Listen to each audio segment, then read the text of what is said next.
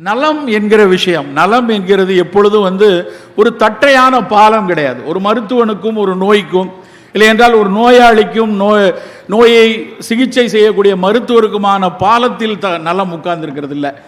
நலம் என்பது ஒரு 360 டிகிரியிலையும் இருக்கு. நலம் கடையில் வாங்கிவிட முடியாது. ஒரு மருந்துகளால் நலத்தை வாங்கிவிட முடியாது. மருந்துகளால் சில சுகவீனங்களை போக்க முடியும், அவ்வளோதான். ஒரு சில சிக்கல் இருக்குது, இருமல் இருக்குது. நான் 2 நாளாக பேசிக்கொண்டே இருக்கிறேன். காலையிலிருந்து பேசிட்டே இருந்தோடனே தொண்டையெல்லாம் சிரமடைந்தது.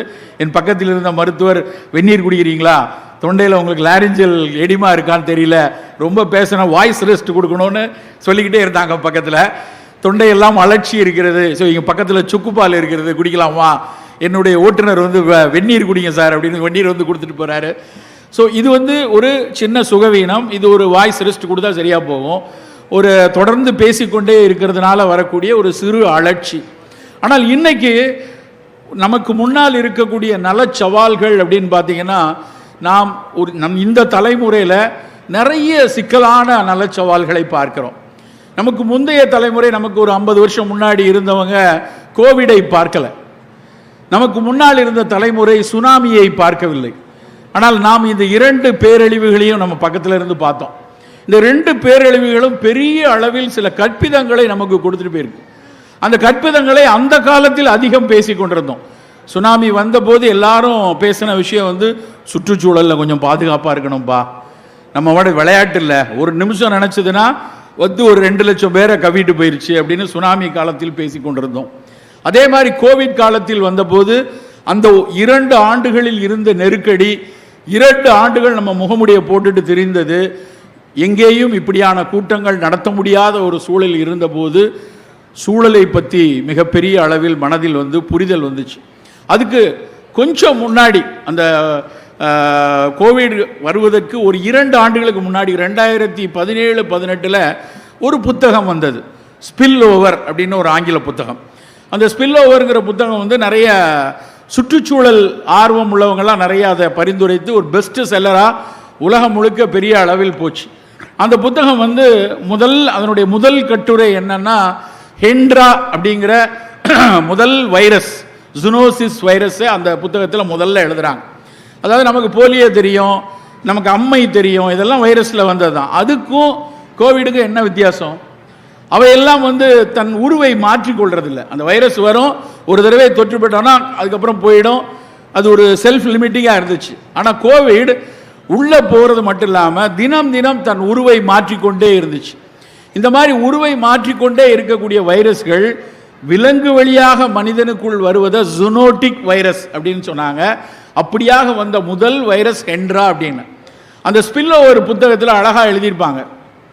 ஆஸ்திரேலியாவில் பிரிஸ்பேன் பக்கத்தில், பிரிஸ்பேன் குதிரை பந்தயங்கள் நடக்கிறதுல ரொம்ப ரொம்ப பெரிய இடம். அதில் அங்கே குதிரை பந்தயத்தில் குதிரைகளை மேய்த்து கொண்டிருந்தக்கூடிய, குதிரைகளை பார்த்து கொண்டிருந்த ஒரு பெரிய களம். அந்த களத்தில் இருந்த அந்த குதிரைகளில் திடீரென மளமளவென ஒரு 7-8 குதிரைகள் இறந்து போகிறது. இறந்து போகிற ஒவ்வொரு குதிரையும் பல லட்சம் மதிப்புள்ளது. உடனே அங்கே உள்ளவங்கெல்லாம் என்ன சொல்கிறாங்கன்னா, இதெல்லாம் ஏதோ இன்சூரன்ஸுக்காக விளையாடுறாங்க, இந்த குதிரைகள் இறந்து போகிறதெல்லாம் சாதாரணமாக நடக்காது, இவங்க ஏதோ விஷம் வச்சுட்டாங்க போல இருக்கு அப்படின்னு ஒரு ரூமரை கிளப்புறாங்க. அந்த குதிரைகளை மேற்பார்வை செய்து கொண்டிருந்த அதனுடைய சூப்பர்வைசர் குதிரை இறந்து போனது போலவே மூக்கில் நீர் வடிந்து சுவாச திணறல் ஏற்பட்டு அவரு இறந்து போறார். அப்புறம் தான் கொஞ்சம் அச்சம் வந்தது. உடனடியாக அங்கே இருக்கக்கூடிய ஒரு வெட்டினரி சர்ஜனை, வெட்டினரி பிசிஷியன் எல்லாம் கூட்டு கேட்குறாங்க, சாதாரணமாக விலங்குகளுக்கு வர்ற நோய் மாதிரி தெரியல, என்ன பிரச்சனைன்னு பாருங்க அப்படின்னு. அவரால் கண்டறிய முடியல. அதுக்கப்புறம் அவர் எடுக்கக்கூடிய ஒரு 7-8 நாட்களில் மளமளமளவென அந்த பக்கத்தில் இருக்கக்கூடிய எல்லா குதிரைகளுக்கும் அந்த நோய் வருது. அப்போதான் ஒரு அச்சம் ஏற்பட்டு உலகம் முழுக்க இருக்கக்கூடிய பல WHO இருந்தெல்லாம் அறிஞர்கள் வராங்க. இதே மாதிரி ஐரோப்பா, ஆப்பிரிக்காவில் ஒரு சில சிம்பன்சிகள் மொத்தமாக செத்து கிடந்ததை பார்த்து ஒரு 4000-5000 சிம்பன்சிகள் இறந்து கிடக்கின்றன, ஏதோ ஒரு பிரச்சனை வருகிறது என்று அவர்களுக்குள் ஒரு பயம் அதுக்கப்புறம் அவங்க கண்டுபிடிச்சு பார்த்தா இது குதிரையிலிருந்து அவருக்கு வந்த அந்த வைரஸுக்கு பேர் ஹென்ட்ரா. அதுதான் முதலில் ஒரு விலங்கு வழியாக மனிதனுக்கு, விலங்குகளோடு புழங்கக்கூடிய பராமரிக்கக்கூடிய மனிதர்களுக்கு இப்படி நோய் வரலான்னு முதல்ல அவர் பார்த்தாங்க. அதுக்கப்புறம் எபோலாவும் அதே மாதிரி அந்த பக்கம் வருது. அப்புறம் சார்ஸ், அப்புறம் மெர்ஸ், இந்த மாதிரி மிடில் ஈஸ்ட் ரெஸ்பிரேட்டரி சிண்ட்ரோம், இது எல்லாமே பறவைகள் மூலமாக, பன்றிகள் மூலமாக ஒன்றொன்னா வர ஆரம்பித்தோடனே தான் ஒட்டுமொத்த உலகமும் புரிந்து கொண்டது இப்படி வைரஸ்கள் இது வழியாக வந்து உடலை பாதிக்கலாம்.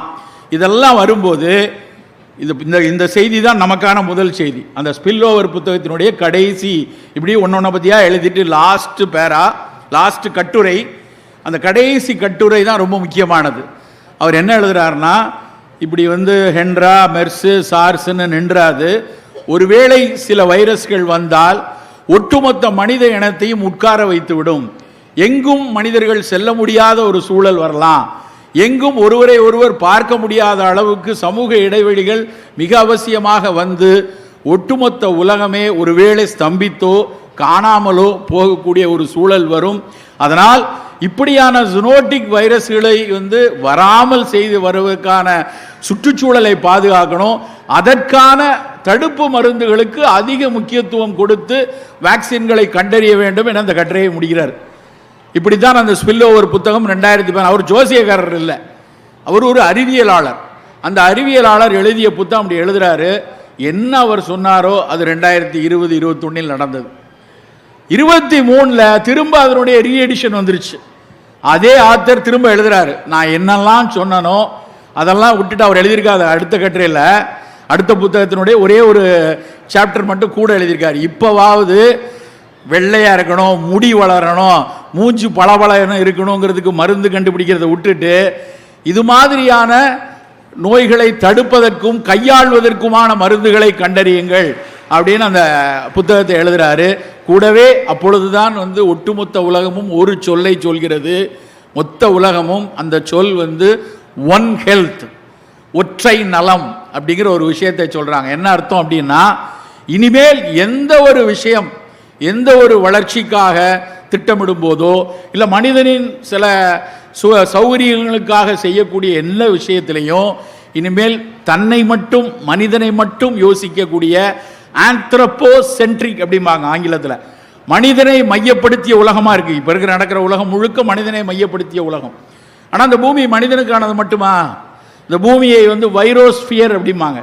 இந்த பூமியில் மூத்த குடி வைரஸ்கள் தான், ஒட்டுமொத்த குடியும் வைரஸ்கள் தான். அந்த வைரஸ்களுக்கு எப்போதெல்லாம் ஒரு சின்ன சின்ன சிக்கல்கள் வருகிறதோ, அவற்றிற்கு சிதைவுகள் வருகிறதோ, அப்போ திரும்ப அவை வந்து தன்னை பாதுகாத்து கொள்ள அவை ஏதாவது ஒரு செயல்பாட்டை செய்கிறது. நல்லா யோசிச்சு பாருங்களேன். ஸ்பீல்பர்க்னு ஒருத்தர் வரல அப்படின்னா நமக்கு டைனோசரஸை இவ்வளோ அழகாக தெரிஞ்சிருக்காது. டைனோசரஸ்னால் ஏதோ மியூசியத்தில் போய் பார்த்ததோடு தெரிஞ்சிருக்கும்.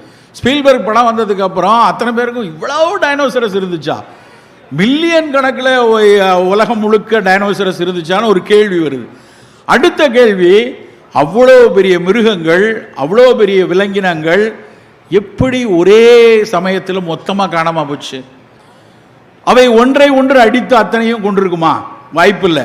என்னை பொறுத்தவரை மனிதனை தவிர வேற எந்த விலங்கும் அடுத்த தன்னுடைய இனத்தை சக இன அழிப்பு செய்யவே செய்யாது. நம்ம தான் வந்து பல காரணங்களுக்காக பல மனிதர்களை வந்து கொன்று குவித்து கொண்டிருக்கிறோம்.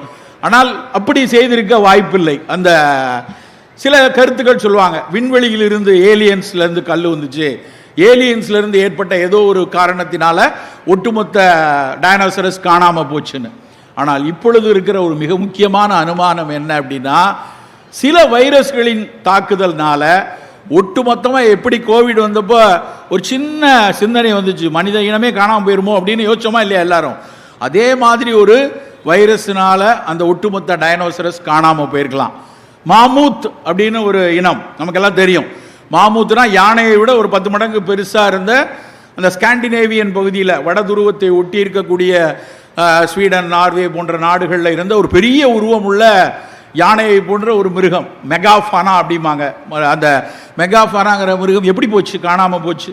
நிறைய அதுக்கும் கருத்துருக்கள் இருக்குது. எப்போ மனுஷன் அந்த பக்கம் போனானோ, எப்போ நியோண்டர்தால் அங்கே போனாங்களோ, எப்போ வந்து ஹோமோசெப்பியன்ஸுடைய மூவ்மெண்ட் அங்கே போச்சோ, அதுக்கப்புறம் அதை காணோம்னு ஒரு தியரி இருக்குது. ஆனால் இப்போவும் அதையும் யோசிப்பது என்னவென்றால், ஏதோ ஒரு சிறு கிருமிகளினுடைய தாக்குதல்னால, ஒரு வைரஸ் தாக்குதல்னாலேயோ பாக்டீரியா தாக்குதல்னாலேயோ அவையெல்லாம் அந்த ஒட்டுமொத்த இனம் அழிந்து போயிருக்கலாம். இந்த மாதிரியான அறிவுகள் எல்லாம் சொல்ற விஷயம் என்னன்னா, இந்த உலகத்தில் நாம் மட்டும் முதலாளிகளோ இல்லை என்றால் நாம் மட்டும் குடியிருப்பவர்களோ கிடையாது. இந்த உலகம் எல்லா உயிர்களுக்கும் ஆனது. அதைத்தான் நம்ம வள்ளுவ ஆசான் மிக அழகாக பகுத்துண்டு பல்லுயிர் ஓம்புதல் என்று சொல்லியிருக்காங்க. பகுத்துண்டு பல மனுஷன் ஓம்புதல் சொல்லியிருக்கலாமே, எல்லா மனிதனுக்கு மட்டும் நம்ம எல்லாம் பிரித்து கொடுத்து சாப்பிடணும்னு அவங்க சொல்லலை. பகுத்துண்டு பல்லுயிர் ஓம்புதல். இந்த பகுத்துண்டு பல்லுயிர் ஓம்புதல்ங்கிற விஷயத்தை தான் இன்றைக்கு ஒற்றை நலம் வலியுறுத்தி சொல்கிறது. அந்த ஒற்றை நலம் என்ன சொல்லுதுன்னா, நீ நல்லா இருக்கணும், நீ உன் உடம்பு நல்லா இருக்க, நான் என் உடம்பு நல்லா இருக்கணும் அப்படின்னா எப்படி அதனுடைய அழகு இருக்கும்? என்னுடைய இதயம் ஒழுங்காக துடிக்குதா, 72 தடவை ஒரு நிமிஷத்துக்கு துடிக்குதா, என்னுடைய நுரையீரல் 16-20 தடவை சரியா நிமிஷத்துக்கு சுவாசிக்குதா, என்னுடைய கல்லீரல் சரியாக வேலை செய்கிறதா, என்னுடைய சிறுநீரகங்கள் சரியா கழிவுகளை வெளியேற்றுகிறதா, அப்ப நான் ஆரோக்கியமானவன் அப்படின்னு தான் நினைச்சிட்டு இருந்தோம். பிசிக்கலா ஃபிட்டா இருந்தால் ஆரோக்கியமானவன் நினைத்தோம். ஆனால் அது இல்லை. பிசிக்கல் ஃபிட்னஸ் மட்டும் பத்தாது அப்படின்னு 1970க்கு அப்புறம் என்ன சொன்னாங்கன்னா, மென்டல் ஃபிட்னஸ் இருக்கணும், உன்னுடைய உள்ளம் சரியா இருக்கணும், மன அழுத்தங்கள் இருக்கக்கூடாது, மன விகாரங்கள் இருக்கக்கூடாது, உடலும் நல்லா இருக்கணும், உள்ளமும் நலமாக இருக்கணும், அதுதான் ஆரோக்கியம் என்று 1970 ஆலம் ஆட்டா ரெசல்யூஷன்ல WHO வந்து உள்ளமும் சேர்த்து பார்க்க சொல்லுச்சு. ஆனா இப்ப கோவிட்ல நமக்கு என்ன, உள்ளமும் நல்லா இருந்து மனவிகாரங்கள்லாம் இல்லாம மன அழுத்தமும் இல்லாம காலையும் மாலையும் யோகாலாம் பண்ணிட்டு தியானம்லாம் பண்ணிட்டு இருந்த பல பேரையும் கோவிட் கொத்திட்டு போயிருச்சு இல்லையா? அப்ப இதனால் அவங்களுக்கு ஏன் நடந்தது, அவர்களுக்கு எங்க போச்சு அப்படின்னப்பதான் என்ன சொன்னாங்கன்னா, இனிமேல் உன்னுடைய உடல் நலமா இருந்தா மட்டும் பத்தாது, உன்னுடைய உள்ளம் நலமா இருந்தா மட்டும் பத்தாது, இந்த மண்ணுக்கு கீழே இருக்கக்கூடிய மண்புழுக்கள் நலமாக இருக்கணும், இந்த மண்ணுக்கு கீழே இருக்கக்கூடிய பெயர்தில்லாத நுண்ணுயிர்கள் எல்லாம் நல்லா இருக்கணும், இந்த பக்கத்தில் இருக்கக்கூடிய வாகை மரத்தினுடைய பூக்கள் நலமாக இருக்கணும், அந்த பூக்களை வந்து அதனுடைய தேனை உறிஞ்சக்கூடிய தேன் சிட்டோ இல்லை என்றால் வேறு பறவைகளோ அந்த பறவைகள் நல்லா இருக்கணும், இங்கிருந்து ஒரு 100 கிலோமீட்டர் தள்ளி இருக்கக்கூடிய கடலுக்கு உள்ளே இருக்கக்கூடிய கடல்வாழ் உயிரினங்கள் எல்லாம் நல்லா இருக்கணும், இந்த ஊருக்கு மேலே நிலவை பார்த்து கொண்டு பறந்து கொண்டு இருக்கக்கூடிய பறவைகள் எல்லாம் நல்லா இருக்கணும். இவையெல்லாம் நலமாக இருந்தால் மட்டும்தான் நீங்களும் நானும் நலமாக இருக்க முடியும் என்பதைத்தான் ஒற்றை நலம், ஒன் ஹெல்த். நீ என்ன செய்வனாலும் செய், நீ என்ன வேணாலும் பண்ணுங்க, ஆனா செய்யற எல்லா விஷயத்திலும் பிற உயிரிகள் பாதுகாப்பாக இருக்கிறதா, மண்புழுவின் இடத்தை பறித்து விட்டு உனக்கு சுவையான வெள்ளரிக்காய் கிடைக்கும்னா அந்த வெள்ளரிக்காயில நீ செத்துதான் போவேங்கிறது தான் அதனுடைய அடிநாதம். அதைத்தான் நம்மாழ்வார் ஐயாவும் திரும்ப திரும்ப சொல்லிக் கொண்டே இருந்தாங்க. இந்த மண்ணுக்கு கீழே இருக்கக்கூடிய நுண்ணுயிரிகளை பாதுகாப்பாக வைங்க. மசானா ஃபுகாகோ நம்மாழ்வார் ஐயாவுடைய ஆசிரியர், மசானா ஃபுகாகோ எழுதிய புத்தகம் இங்கே நூலகத்தில் கண்டிப்பாக இங்கே கண்காட்சியில் இருக்கும். ஒற்றை வைக்கோல் புரட்சி தமிழ்ல வந்திருக்கு, ஒன் ஸ்ட்ரா ரெவல்யூஷன் என்று அவர் எழுதிய புத்தகம். அதுதான் நம்மாழ்வார் ஐயாவே மாத்துச்சு, இப்படி யோசிக்க வைத்தது. சோ அண்ட் ரீப், அதுதான் அவருடைய மசானா ஃபுகாகோவுடைய தியரி. என்னன்னா, விதை, அப்புறம் போய் உனக்கு வேண்டியதை அறுவடை பண்ணிக்கோ, நடுவில் ஆடு கொஞ்சம் தின்றுமே, நடுவில் பக்கத்தில் இருக்க செடி கொஞ்சம் எடுத்துக்குமே, நடுவில் கொஞ்சம் பூச்சி கொஞ்சம் எடுத்துக்குமே, அதுக்கெல்லாம் போதாண்டா உனக்கு. இதுதான் மசானா ஃபுகாகோவுடைய தியரி. இது இன்றைய காலகட்டத்தில் சாத்தியமா? எத்தனை உயிரிகள் இருக்கும், எவ்வளவு மக்கள் இருக்கும், நம்ம எல்லாருக்கும் நமக்கு இந்த சாப்பாடு வேணும்னா அப்படிலாம் செய்ய முடியுமான்னு ஒரு கேள்வி வரும். அது உண்மைதான். பசி பஞ்சத்துக்காக மனிதன் பகுத்தறிவு வளர்ந்து நம்முடைய சிந்தனை வளம் கூடி அறிவியல் கரன்கள் கூடினதுக்கு அப்புறம் நிறைய வளர்ச்சிக்காக எதையோ செய்கிறோம். ஆனால் வளர்ச்சிக்காக செய்யக்கூடிய எல்லா விஷயங்கள்லையும் கொஞ்சம் இந்த உயிரிகளையும் யோசிக்க தவறியதால் தான் நண்பர்களே நமக்கு இத்தனை நோய் கூட்டங்களும் வந்து கொண்டிருக்கிறது. நண்பர்களே, நமக்கு ஒரு விஷயத்தை நல்லா கவனமாக பார்க்கணும். இன்னைக்கு வந்து பட்ஜெட் தொடரில் வந்து இன்னைக்கு பட்ஜெட் கூட்டத்தில் வந்து எல்லாருக்கும் மகிழ்ச்சியாக இருக்கக்கூடிய ஒரு அறிவிப்புன்னு வந்தது. என்ன அறிவிப்புனா, காஞ்சிபுரத்தில் இருக்கக்கூடிய புற்றுநோய் மருத்துவமனை மிகப்பெரிய அளவில் மேம்படுத்தப்படுகிறது. 140 கோடி ரூபா அதுக்கு ஒதுக்கீடு பண்ணியிருக்காங்க.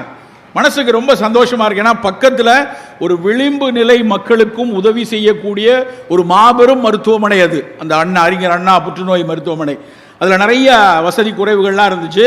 ஆனால் அதையெல்லாம் மேம்படுத்தி இன்னைக்கு எல்லாருக்கும் பயன்படுத்தக்கூடிய அளவில் அது வந்திருக்கு. ஆனால் அதுக்கு பின்னாடி இருக்கிற ஒரு செய்தி என்ன தெரியுமா? நமக்கு எல்லாம் தெரிந்த விஷயம், சர்க்கரை நோய்க்கு இந்தியா வந்து தலைநகரமாக இருக்குன்னு எல்லாருக்கும் தெரியும்.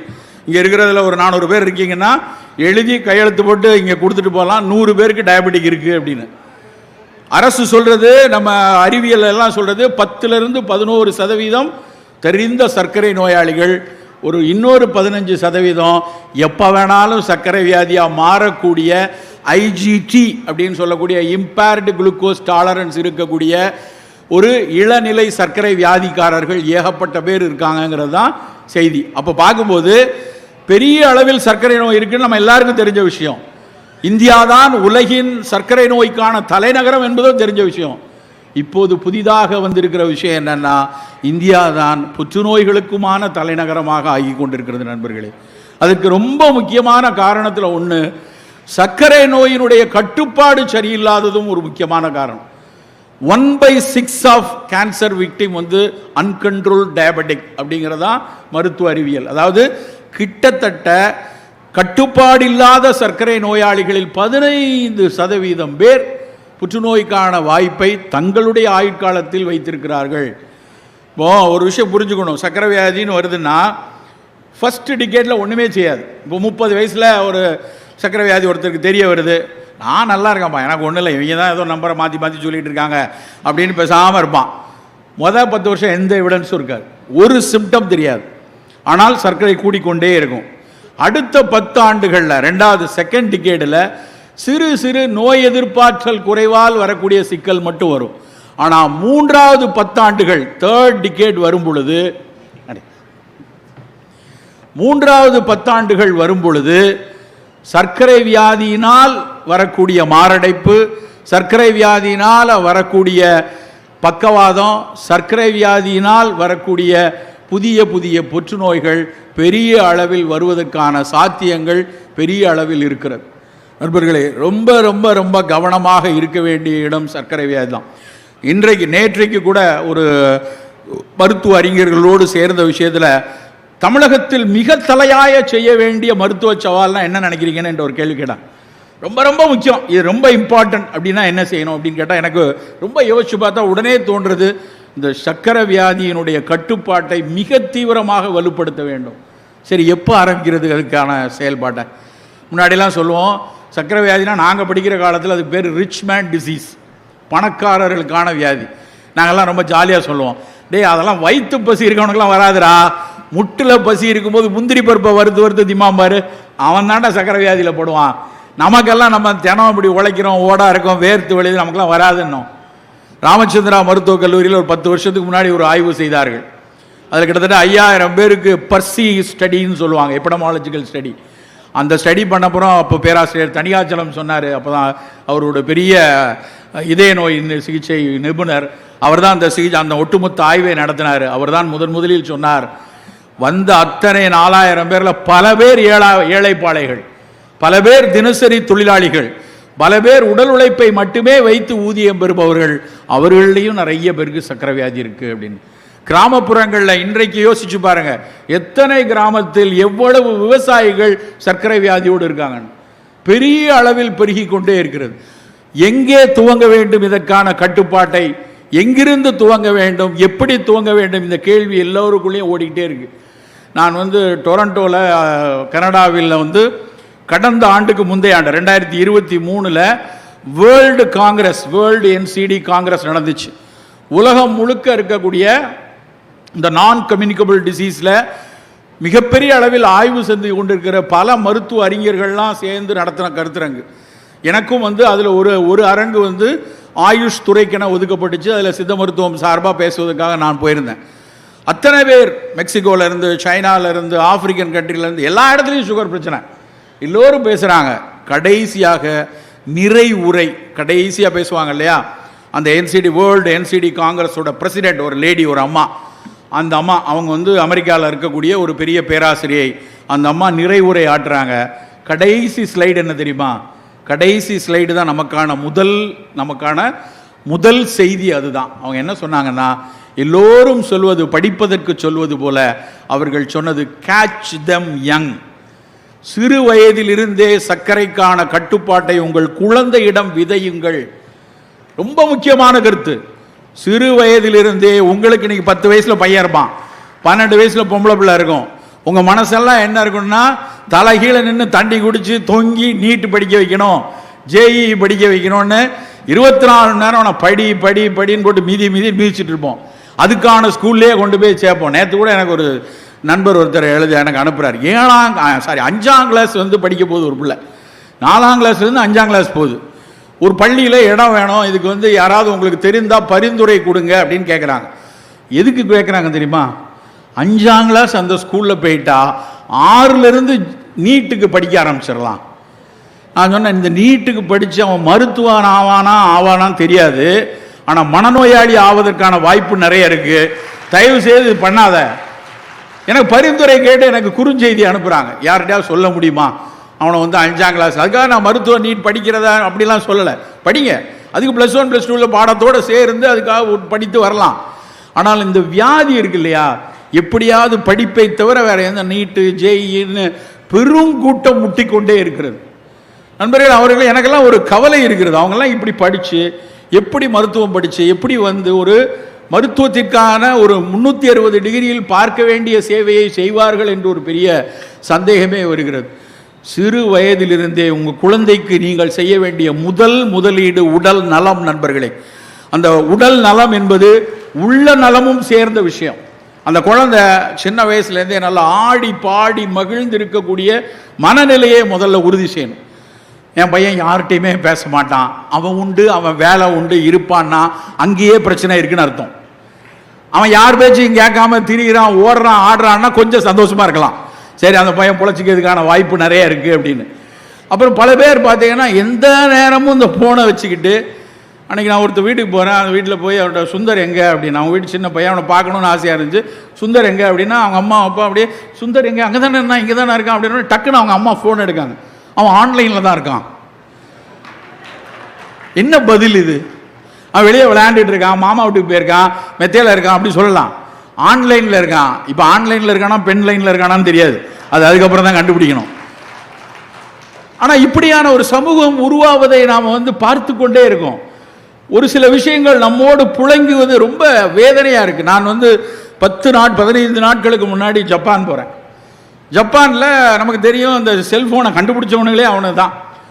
அவ்வளோ பேர் வீட்டையும் செல்ஃபோன் இருக்குது, எல்லாம் இருக்குது. நான் இந்த அப்படியே டோக்கியோவிலேருந்து ஹிரோஷிமா போகிறதுக்கான புல்லட் ரயிலில் போகிறதுக்கு ரொம்ப பரவசத்தோடு கரெக்டாக போகணும், கரெக்டாக ஏறணும், 350 கிலோமீட்டர் ஸ்பீடில் போகுதுன்னு ஒரு பயங்கர பரவசத்தில் என்கிட்ட நிறைய பேர்கிட்ட கேட்டுக்கிறேன். இங்கே இந்தியாவிலே அதுக்கு டிக்கெட் எடுத்தாச்சு, அதை கரெக்டாக ஏறிடணும், அந்த ட்ரெயின் தானே. ஏன்னா அங்கெல்லாம் என் ஃபோன்லேயே எப்படி சொல்கிறாங்கங்கிறீங்க, 9:04 வீட்டை விட்டு வெளியே வந்துருங்க சார், 9:07 வண்டி வரும், 10:12 நீங்கள் அங்கே போய் இறங்கிடுவீங்க, 10:14 ஸ்டேஷன், இப்படி தான் பேசுகிறாங்க. எல்லாமே நிமிடங்களில் பேசுகிறாங்க. எங்கே விட்டுருவோமோ அப்படின்னு நினச்சி நம்ம எப்போவுமே 15 நிமிஷம் முன்னாடி போயிடுவோம் இல்லையா? 15 நிமிஷம் முன்னாடி போனால் எல்லா ட்ரெயினும் அதே இதில் தான் போட்டு போகிறான். ஆனால் நம்ம ட்ரெயினான்னு தெரியல, நம்பரை பார்த்துக்கோங்கிறான். எல்லாம் நிமிடங்களில் கிளக்கிறது. சரியாக போய் அந்த கரெக்டாக ஹிரோஷிமா போகிற ரயிலை பார்த்து ஏறி உட்கார்ந்தோடனே நம்ம என்ன செய்வோம், கரெக்டாக ஏறிட்டேன்னு ஃபோனை எடுப்போம்ல. நான் ஃபோனை எடுத்த உடனே பக்கத்து சீட்டில் இருக்கக்கூடிய ஜப்பானியர் சொல்றார், சார் நோ, ரயிலில் நீங்கள் தொலைபேசியில் பேசக்கூடாது. ஒட்டுமொத்த ரயிலில் மொத்தமாக 300 பேர் இருக்கிறார்கள், ஒருத்தர் கூட பேசவில்லை நண்பர்களை ஃபோனில். வேணுமெனால் நீ செய்தி அனுப்பிக்கொள், ஏதாவது செய்தி அனுப்பினா அனுப்பிக்கலாம், ஆனால் எவரும் பேசக்கூடாது. நீங்கள் திருவள்ளூர்லேருந்து அரக்கோணம் பஸ்ஸில் ஏறிடுங்களேன், உங்கள் பக்கத்து சீட்டில் இருக்கவன் பரம்பரையவே நம்ம கண்டுபிடிச்சிடலாம். மச்சான் எங்கே போகிற, பெரியம்மா என்ன பண்ணாரு, 1C வச்சிருக்கியா, பேசிட்டே வருவான். பக்கத்தில் யார் இருக்கான், எவன் இருக்கான் ஒன்றும் தெரியாது. தொலைபேசியை கண்டுபிடித்தவர்கள், அலைபேசியை கண்டுபிடித்தவர்கள் அமைதியாக அங்கே சென்று கொண்டிருக்கிறார்கள். ஒரு 150 கோடிக்கு 300 கோடி போனை வச்சுட்டு திரிகிற நாம பண்ற அலப்பற பெரியாது. இதெல்லாம் நோய்க்கான காரணம். இது எப்படி சார் நோய்க்கு காரணம்? அதெல்லாம் அறிவியல் கண்டுபிடிச்சா நேரடியாக நோய் தரணும்னு அவசியம் இல்லை, ஆனால் உளவியல் ரீதியாக பிரச்சனையை கொடுக்கும். ஒரு பையன் ஃபோன்லேயே இருக்கிறான், ஃபோனில் தான் வீடியோ கேம் விளையாடுறான் அப்படின்னா அவனுடைய உடல் பயிற்சி இல்லாமல் போயிடும். அந்த உடல் பயிற்சி இருக்காது, அவன் உள்ளம் எப்படி இருக்கும்? இதே மாதிரி தான் ஒரு விமான நிலையத்தில் பல படிப்பினைகள் நமக்கு வருது. துபாய் விமான நிலையத்தில் ஃபோனுக்கு சார்ஜர் போட முடியல, எங்கேயாவது கிடைக்கா தேடி தேடி பார்த்தா அங்கே ஒரு இடத்தையும் கண்டுபிடிக்கல. அந்த பிளே ஸ்டேஷன் சொல்லுவாங்க இல்லையா, நிறைய சின்ன பிள்ளைகள் விளையாடுறதுக்கான ஒரு பெரிய கம்ப்யூட்டர் ஃபோனெல்லாம் வச்சு பெருசாக பிளே ஸ்டேஷன் இருக்குது, அங்கே ஒரு இடத்துல சொருகி போய் போட்டுக்கலாம் அப்படின்னு இடம் தெரிஞ்சு என் ஃபோனை தூக்கிட்டு போய் அங்கே போய் போடுறதுக்காக போகிறேன். அப்போ தான் நான் முதல்ல இந்த பிள்ளைகள் விளையாடுற வீடியோ கேம் அங்கே ஏகப்பட்ட பிள்ளைகள் விளையாடுது. 80% குழந்தைகள் இந்திய குழந்தைகள். எல்லா பிள்ளைகளும் விளையாடு. என்னடா அப்படி விளையாடுறான்னு பார்த்தேன். அவன் பெரிய பெரிய ஸ்க்ரீனில் ரெண்டு பசங்களாக உட்காந்துருக்கானு. அதில் வந்து அது ஒரு சாமுராய், அந்த ஜப்பானிய சாமுராய் விளையாட்டு. அவனை வெட்டிடு, அவனை கொன்று, அப்படியே ஓடிப்போ, இவன் வயிற்றுல சொருகிரு, இவனை வெட்டிடு, இப்படியே வேகமாக போனேன்னா அங்கேருந்து தாவு, அங்கே ஒரு தரப்பா அவனை வெட்டிடு, இப்படி தான் பேசிகிட்டு இருக்காங்க. இதான் விளையாட்டு. எனக்கு ஒரு மனத்தில் என்ன தோன்றுதுன்னா, இப்படி கொல்லு, வெட்டு, அடி, கையை வெட்டு, காலை வெட்டு, குதிரையை ஓட அப்படின்னு சொல்லவரோட குழந்தையினுடைய மனநிலை எப்படி இருக்கும்? அந்த மனநிலை எப்படி பக்குவப்படும்? எங்கேயாவது நம்முடைய ஆசிரியர்கள், நம்முடைய பள்ளி ஆசிரியர்கள் எங்கேயாவது இப்படி சொல்லி கொடுத்துருப்பாங்களா? ஒரு கடுஞ்சொல் பேசுவதையே மிக கடினமாக கடிந்த ஒரு ஆசிரியர் சமூகம் வளர்த்த பையன்தான் நான். ஆனால் இன்னைக்கு ஒரு கொலைவெறியை வந்து விளையாட்டா பார்த்து கொள்ளக்கூடிய பெற்றோர்கள் இருக்கக்கூடிய சமூகத்தில் இருப்பது எப்படி உடல் நலத்தை கொடுக்கும்? நலம் என்பது வெறுமன உடலை அப்படி ரொம்ப 6 பேக் வச்சுக்கிறேன், இல்லைன்னா வந்து 0 சைஸ் இடுப்பு வச்சிருக்கேன், பொம்பளை பிள்ளைகள் அடிக்கடி சொல்லிட்டு இருக்கிற வார்த்தை, அதுலலாம் உடல் நலம் இல்லை. அதை தாண்டி உள்ளம் மிகச் சரியாக இருக்கணும். அந்த உள்ளம் சரியாக இருக்கும்போது தான் உங்களுடைய அத்தனை தேர்வுகளும் சரியாக இருக்கணும். என்னென்ன தேர்வுகள் வேணும்? சிறு வயது முதலே 45 வயசுக்கு அப்புறம் சுகர் வந்ததுக்கப்புறம் சர்க்கரை எடுக்க வேண்டாம்னு சொல்கிறது பைத்தியக்காரத்தனம். சுகர் வந்ததுக்கப்புறம் நீ எடுக்காம தான் இருக்கணும், இல்லைன்னா உயிரோடு இருக்க முடியாது. அது வந்து கட்டாயம். ஆனால் சிறு குழந்தை முதலே சர்க்கரை மீதான பிடிப்பை நாம் குறைத்தாகணும். இதுதான் இன்னைக்கு உலகம் முழுக்க சொல்றது. வெள்ளை சர்க்கரை வேண்டாம், சின்ன பிள்ளையிலேருந்தே வேண்டாம். என்ன வேணும்? சின்ன பிள்ளையிலேருந்தே இனிப்பு என்றால் இனிப்பு வேண்டாத பொருள் இல்லை. இனிப்பு உடலை வளர்க்கக்கூடியது, 6 சுவையில் தலையானது. ஆனால் அந்த இனிப்பு பழங்கள்ல இருந்து வரட்டும். தினம் பழங்கள் சாப்பிட சொல்லுங்க குழந்தைகளுக்கு. அந்த இனிப்புக்கு பழங்களை எடுப்போம். வாழைப்பழத்தினுடைய இனிப்பு குழந்தைகளுக்கு ஆகச் சிறப்பு. சக்கரை வியாதிக்காரங்க மட்டும்தான் வாழைப்பழம் சாப்பிடாதுன்னு சொல்றோம். ஆனால் எத்தனை விதமான வாழைப்பழம் இருக்கு. முந்தானத்து எங்கள் வீட்டில் குலை தெளிச்சு, அப்படியே அந்த பழத்தை அறுத்து ஒரு 120 பழம் கிட்ட 150 பழம் இருந்திருக்கும்னு நினைக்கிறேன். ஒரு 4வது கொலை அது. ஒரு ஆட்டோ ஓட்டுநர் வந்து என்கிட்ட வந்து, சார் நீங்கள் வீடு இப்போ தான் கட்டியிருக்கீங்க கேள்விப்பட்டேன், இந்த வாழை மரம் வைங்க சார், நல்லா காய்க்கும்னு சொன்னார். நேற்று 4வது 5வது கொலை அது. அந்த வாழைப்பழத்தை எடுத்து அந்த சுவை, அந்த பழுத்த அந்த குலையிலிருந்து எடுத்து முதலில் பழுத்த அந்த பழத்தை அப்படியே தேன் அமிர்தமாக சாப்பிட்றேன். அதனுடைய ஒவ்வொரு தாராக அறுத்து, ஒரு சீப்பாக அறுத்து ஒவ்வொரு நண்பருக்காக ஃபோன் பண்ணுறேன். டேய் வாழைப்பழம் பழுத்துருக்கு, அதுக்கு உனக்கு கொடுத்து விடுறேன். வாழைப்பழத்தை யாரா சாப்பிடுவாங்க, நீயே வச்சுக்கோடா, வேணா பக்கத்தில் எங்கேயாவது பிள்ளையார் கோயிலில் வேணா போய் கொடு. பல பேர் வாழைப்பழத்தை 10 ஸ்டாண்டாக மட்டும்தான் வச்சுருக்கான், மறந்துட்டானுங்க. யார் வீட்டுக்காவது நம்ம இப்போல்லாம் போகிறோம் வீடுகளுக்கு, யாராவது வீட்டுக்கு போகும்போது வாழைப்பழம் வாங்கிட்டு போங்களேன், வந்துட்டாயா. நம்மளாம் ஆப்பிள் வாங்கிட்டு போகணும், அப்படியே மெரிடியன் ஃப்ரூட், ஆரஞ்சு, இல்லைன்னா வந்து கிவி, இல்லைன்னா டிராகன், அது வாங்கிட்டு போனால் தான் மதிப்பு. ஆனால் நம்ம ஊர் பழத்தை எடுத்துகிட்டு போகிறதுக்கு மதிப்பு இல்லை. சவுதியிலிருந்து வரேன், என்னுடைய பேக் ஹேண்ட் லக்கேஜ் வந்து 7 கிலோ. ஆனால் அன்றைக்கி வந்து ஒரு 8.5 கிலோ ஆயிடுச்சு. என்ன 8.5 கிலோன்னா, சார் அதெல்லாம் அனுப்ப பண்ண முடியாது சார் அப்படின்னா. என்ன பண்ணான்னு எனக்கு தெரியல. அதில் 3 கிலோ பேரிச்சம்பழம் இருக்குது. அதை திறந்து அங்கே அஜ்வா அப்படின்னு இஸ்லாத்தில் கொண்டாடப்படக்கூடிய பேரிச்சை அது. அதை ஒரு நண்பர் சொன்னார்னு சொல்லி அதை வாங்கி வச்சுருக்கேன். நான் அப்புறம் அந்த பேரிச்சம்பழத்தை மட்டும் எடுத்து வழியை நம்பர்கிட்ட கொஞ்சம் கொடுத்துடலான்ட்டு அதை எடுக்கிறேன். அந்த விமான சிப்பந்தி சொல்கிறார், பேரீச்சை கொண்டு போகிறீங்களா, எடுத்துகிட்டு போங்க, எங்கள் ஊர் பழம். அவன் நாட்டு பழத்தை அவன் பெருமைப்படுகிறான்.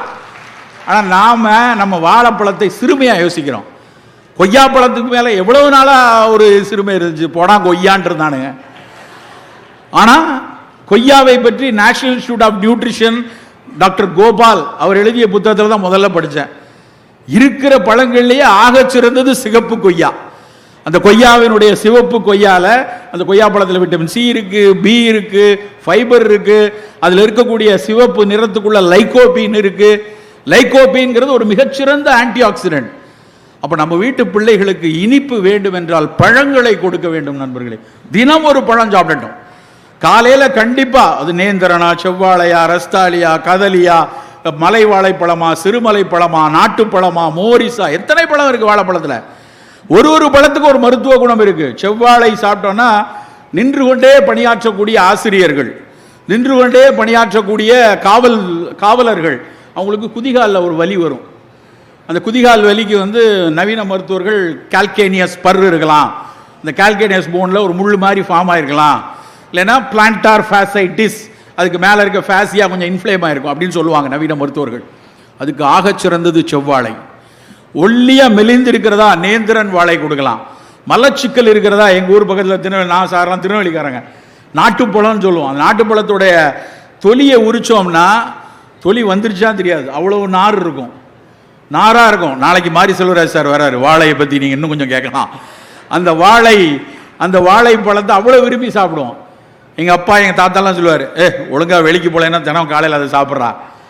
சின்ன பிள்ளைகள அப்பா அம்மாக்கள் மிக கவனமாக பார்க்கிற இடம், ஒழுங்காக கொல்லைக்கு போகிறானா, ஒழுங்காக வெளியே போகிறானா, எல்லா பிள்ளைகளையும் பார்ப்பார்கள்.